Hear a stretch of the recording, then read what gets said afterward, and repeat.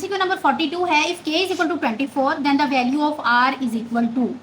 अगर k की value 24 है तो r की वैल्यू क्या होगी?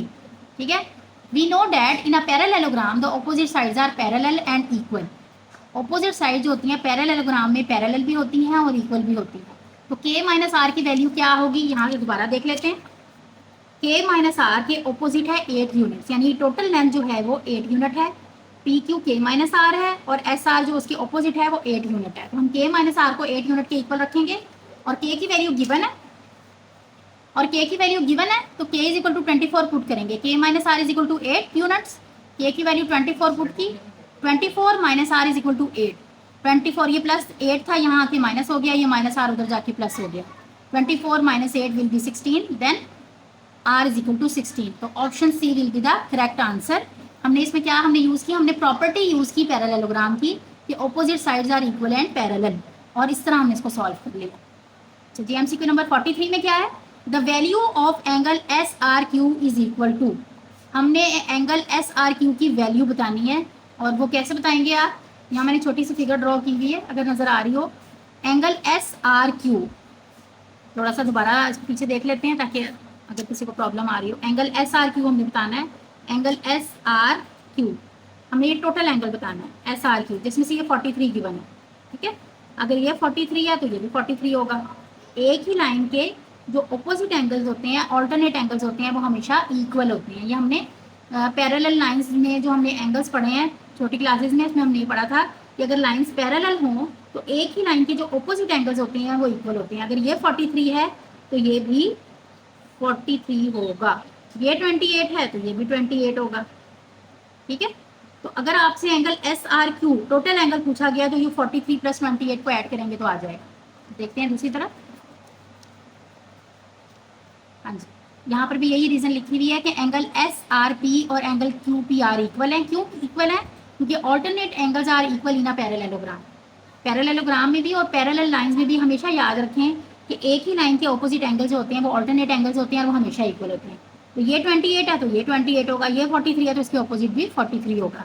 तो angle S P R is equal to angle Q R P is equal to 28, और angle S R P plus Q R P 43 plus 28।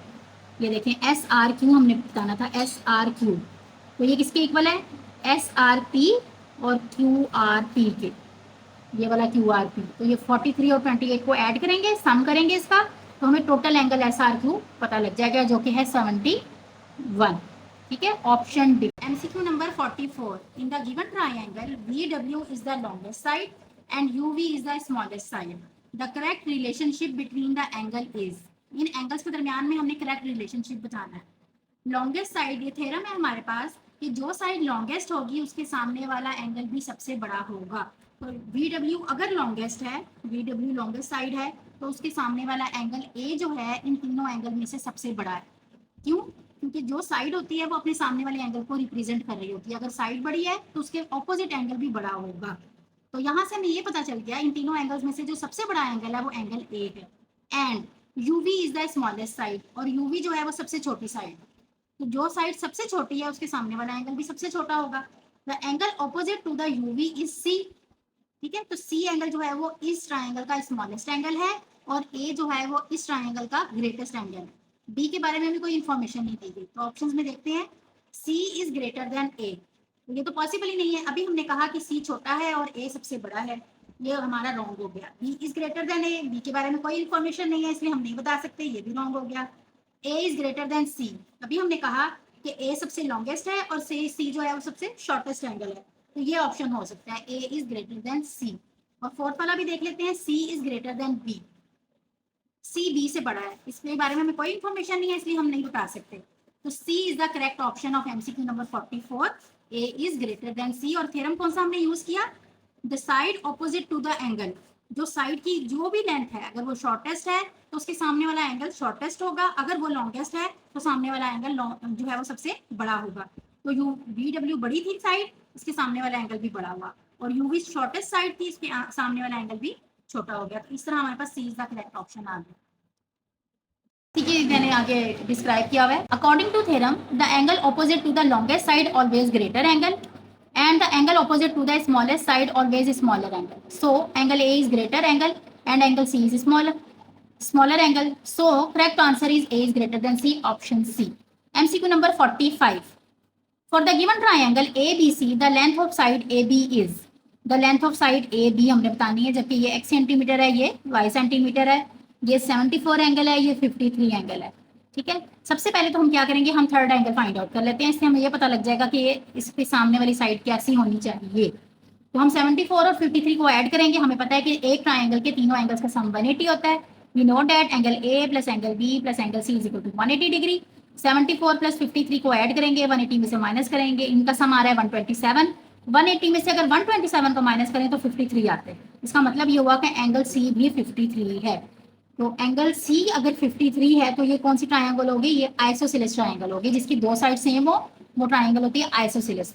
और दो साइड सेम होने के लिए दो एंगल सेम है तो दो साइड खुद ही सेम हो जाएंगी. 53 के सामने y सेंटीमीटर है तो इस 53 के सामने भी y सेंटीमीटर ही होना चाहिए क्योंकि आइसोसेलेस ट्रायंगल बन रही है. ठीक है, first we find the third angle जो कि हमने फाइंड आउट कर लिया. So it's a isosceles triangle.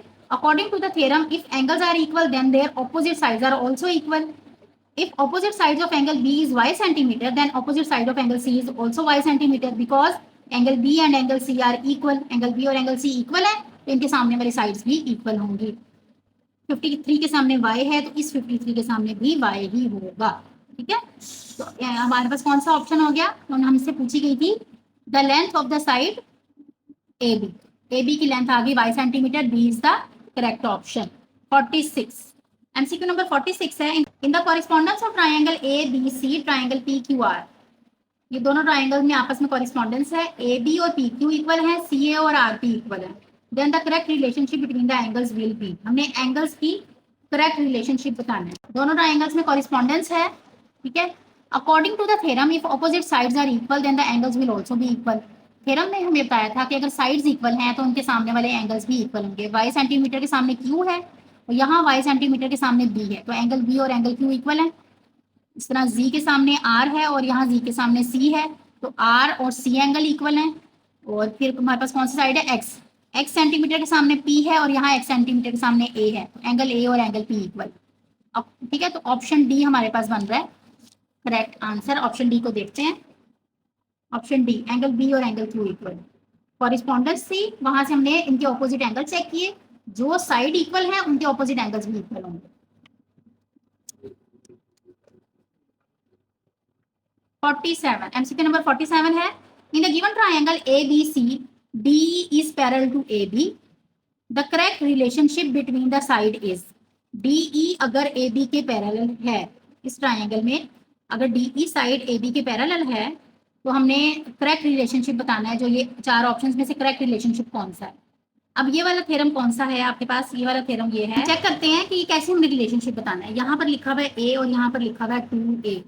अगर आपको याद हो तो हमने एक थ्योरम पढ़ा था कि अगर D और E किसी भी ट्राइंगल के दो मिड पॉइंट हो, अगर हम उनको ज्वाइन करें तो जो लाइन होती है वो थर्ड साइड के पैरेलल, थर्ड साइड यही बचती है ना. किसी भी टू साइड के मिड पॉइंट को ज्वाइन करने पे जो लाइन मिलती है वो थर्ड के पैरेलल और उसकी हाफ होती है. तो अगर हम गौर करें तो ये इसकी हाफ है, ये A है और ये 2 है, 2A है. इसका मतलब ये हुआ कि D और E, D जो है वो AC का मिड पॉइंट है और E जो है वो BC का मिड पॉइंट है. यही बात मैंने यहाँ पे बताई हुई है. According to the theorem if D and E are mid points of side AC and BC then DE is parallel to AB and half of AB. So D is the midpoint of AC and ठीक है, D जो है वो mid point है AC का. तो यहाँ से हमारे पास क्या बात निकली कि AD और DC इक्वल है. क्यों इक्वल है, क्योंकि D इसका मिड पॉइंट है तो AD और DC इक्वल आ गए. और ये पता कैसे लगा कि ये मिड पॉइंट है, क्योंकि थर्ड साइड पैरेलल भी थी और हाफ भी थी. दो थ्योरम है. एक और हमारे पास थ्योरम है उसमें हमें ये नहीं पता होता कि ये मिड पॉइंट है तो ये दोनों लाइंस आपस में पैरेलल होती हैं और साइड्स आपस में प्रोपोर्शनल होती हैं. तो वो दूसरा थ्योरम है. लेकिन ये दूसरा थ्योरम है जिसमें हम ये कहते हैं कि अगर मिड पॉइंट से ज्वाइन होने वाली लाइन तीसरी साइड के पैरेलल है तो वो मस्ट है कि इसकी हाफ भी होगी. तो अब हमें यहाँ पर उन्होंने दूसरी तरह से थ्योरम दिखा दिया. ये नहीं बताया कि D और E मिड पॉइंट है, लेकिन ये बता दिया कि ये इसके हाफ है. अगर ये इसके हाफ है तो मस्ट है कि D और E इसके मिड पॉइंट्स हैं. तो यूँ हमारे पास करेक्ट ऑप्शन जो है वो B आ गया. AD और DC आपस में इक्वल है, यानी कि दोनों लेंथ इक्वल है. क्यों, क्योंकि दोनों इसका मिड पॉइंट है. D अगर मिड पॉइंट है तो ये जो ये लेंथ ये होगी वही लेंथ ये होगी. MCQ number 48. In the given triangle ABC, the point D, E, and F are the midpoints of the sides AC, AB, and BC respectively. The line segments AF, BD, and CE are the. अब हमने बताना है कि ये lines क्या हैं, AF, BD, and CE. अब क्या है ये, तो दोबारा गौर करते हैं. अगर हमारे पास ये जो गिवन ट्राइंगल है, जो पॉइंट डी, ई और एफ हैं, अगर वो मिड पॉइंट्स हैं इन साइड्स के, मतलब एसी साइड का मिड पॉइंट है डी, ए बी साइड का मिड पॉइंट है ई, और बीसी साइड का मिड पॉइंट है एफ. मिड पॉइंट्स को अगर सामने वाले वर्टेक्स से ज्वाइन करें, तो अगर आपको याद हो तो मीडियंस बनते हैं. मिड पॉइंट को सामने वाले वर्टेक्स से ज्वाइन करने से मीडियंस बनते हैं, तो ये तीनों ही मीडियंस हैं. तो इसलिए हम बताएंगे कि ये मीडियंस हैं. ये लाइन क्या है, ए एफ, बी डी और सीई मीडियंस हैं. क्यों? क्योंकि मीडियंस किस तरह बनते हैं, ए एंगल ए के वर्टेक्स को अगर हम सामने वाली साइड के मिड पॉइंट से ज्वाइन करें तो हमारे पास मीडियंस आ जाते हैं.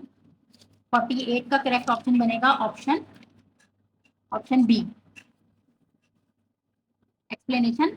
In a triangle, the line segment formed by connecting the vertex of each angle to the opposite midpoint is called median. So, the correct option is option B. 49. In the given diagram, AB is a line segment and AC is equal to BC. AB एक line segment है और AC और BC equal है. The correct relation of AD and BD. AD and BD में हमें correct relation बताना है. अब ये भी एक थ्योरम है हमारे पास. थ्योरम क्या है? According to the theorem, any point on the right bisector of a line segment, कोई भी पॉइंट जो कि एक लाइन सेगमेंट के राइट बाइसेक्टर पर हो, ठीक है, the right bisector of line segment is equidistant from its end point, वो हमेशा अपने एंड पॉइंट से इक्वल डिस्टेंस पर होगा. ठीक है, ए बी थी line segment. In the given diagram A B is a line segment and A C is equal to B C. अगर ए सी और बी सी इक्वल है, इसका मतलब है सी जो है वो ए बी लाइन के राइट बाइसेक्टर पर पॉइंट है. क्यों? क्योंकि थ्योरम ने ये बताया हमें कि किसी भी लाइन सेगमेंट पर के राइट बाइसेक्टर पर जब आप कोई पॉइंट लेते हैं तो वो उस लाइन सेगमेंट के एंड पॉइंट से इक्वल डिस्टेंस पर होता है. तो अगर ए सी और बी सी इक्वल है, इसका मतलब ये हुआ कि सी पॉइंट जो है वो ए बी लाइन सेगमेंट के राइट बाइसेक्टर के ऊपर है. ठीक है, और अगर ये इसके राइट बाइसेक्टर पर है तो इस पर कोई भी पॉइंट लेंगे ना, अगर हम इस लाइन पर कोई भी कहीं पर भी कोई पॉइंट ले लें ना, तो वो ए और बी से इक्वल डिस्टेंस पर होगा. कहीं पर भी आप ले सकते हैं, आप यहाँ ले सकते हैं, आप यहाँ ले सकते हैं, आप यहाँ इस पूरे राइट बाइसेक्टर पे जो भी कोई पॉइंट होगा वो ए बी से इक्वल डिस्टेंस पर होगा. तो इसका मतलब ये हुआ कि ए डी और डी बी भी इक्वल है. क्यों? क्योंकि एंगल डी पे 90 डिग्री बन रहा है आपके पास. According to the theorem, any point on the right bisector of a line segment is equidistant from its end point. So C D is the right bisector of line segment A B. तो C D जो है वो right bisector है line segment A B का. Then AD is equal to BD. तो जो relation है वो AD और DB का क्या है, वो आपस में इक्वल है, क्योंकि D पॉइंट भी ऑन द राइट बाइसेक्टर है और एंगल D 90 डिग्री का है. तो option C will be the correct option. जब राइट बाइसेक्टर, जो भी आपके पास लाइन सेगमेंट के ऊपर राइट बाइसेक्टर होता है, लाजमी है कि वहां पर एंगल 90 का होगा. राइट बाइसेक्टर है, टू इक्वल पार्ट्स में डिवाइड भी कर रहा है और एंगल भी 90 का बन रहा है. MCQ number 50, last MCQ. The correct measures of the sides of a triangle are. हमने बताना है किसी भी ट्राइंगल की जो करेक्ट मेजरमेंट्स हैं वो क्या हो सकती हैं. ये भी एक थ्योरम है, आपको पता होना चाहिए. इस थ्योरम में क्या होता है कि आपके पास according to the theorem, the sum of the length of any two sides of a triangle is greater than the length of the third side. दो लेंथ को अगर हम ऐड करें, गिवन टू लेंथ को ऐड करें, तो हमेशा उसका जो आंसर है वो थर्ड से बड़ा होना चाहिए. और ये हम तीनों दफा चेक करते हैं, यानी तीनों का पेयर बना के चेक करते हैं. फॉर एग्जाम्पल, जैसे 5, 7 और 13 है. ठीक है, अगर आप इनको 5 और 7 को ऐड करें तो आता है 12. अब 12 को बड़ा होना चाहिए थर्ड साइड से, जो कि नहीं है, इसका मतलब ये रॉन्ग है. फिर 6 और 6 12 को बड़ा होना चाहिए थर्ड वाली साइड से, ये भी रॉन्ग हो गई. इक्वल है, इक्वल हो या लेस देन हो, दोनों सूरतों में रॉन्ग है. 7 और 7 14 ग्रेटर है 10 से, तो ये हो सकता है. इसको हम चेक करेंगे कि बाकी सारे ऑप्शन में भी ये करेक्ट है या नहीं. यहाँ देखिए 9 और 3 12 लेस देन है 14 से. तो ये तीनों ऑप्शन पहली दफा में ही हमने ऐड किए तो रॉन्ग साबित हो गए. ये वाला ऑप्शन करेक्ट है. ठीक है, अगर पेपर में तो जाहिर सी बात है एक ही ऑप्शन करेक्ट होता है, तो आप सी पर चले जाएंगे. लेकिन मैं आपका कॉन्सेप्ट क्लियर करने के लिए इसको तीनों तरह से ऐड करके दिखाऊंगी कि हम तीनों तरह से चेक करते हैं, तो ही ये बात पता लगती है कि हाँ ये ट्राइंगल की साइड्स हैं या नहीं.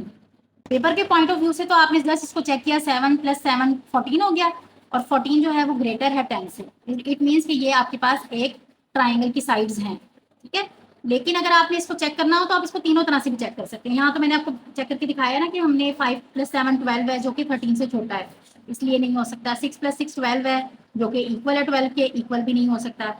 7 + 7 14 है, जो कि ग्रेटर है 10 से, ये हो सकता है। और 9 + 3 12 है, जो कि छोटा है 14 से, ये नहीं हो सकता। तो हमने करेक्ट ऑप्शन ले लिया, ऑप्शन सी। लेकिन अगर हम थोड़ा सा और डिटेल में इसकी जाएं तो हम इसको और तरह से भी चेक कर सकते हैं।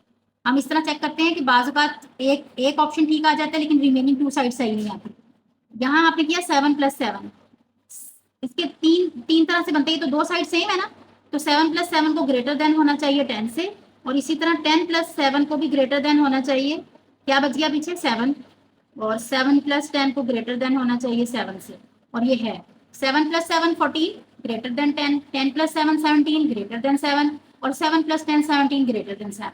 तो तीनों तरह से जब हम इसको चेक करें और ये लेंथ जो है वो 2 का सम ग्रेटर हो थर्ड से, तो इसका मतलब है कि ये जो साइड्स हैं ये वाकई एक ट्राइंगल की साइड्स हैं। ठीक हो गया। तो ये थे आपके पास 2021 का पेपर था, एमसीक्यू ही था उस वक्त, और ये टोटल 50 एमसीक्यूज थे आपके।